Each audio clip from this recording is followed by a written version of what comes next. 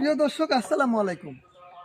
যে খালি হাফ ড্রামটি দেখছেন, এটাতে অনেকেই নিচে ছিদ্র করা, অনেকেই এটাতেই আপনারা ছাদ বাগানে বিভিন্ন রকমের গাছ লাগান।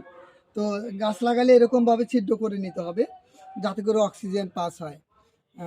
আর আমি কিন্তু এটা একটা বিশেষ কারণে ব্যবহার করি, সেটা হলো দেখেন, এর দুই পাশে আমি এরকমভাবে কান্তা লাগিয়েছি, এটা একটু বড় করে।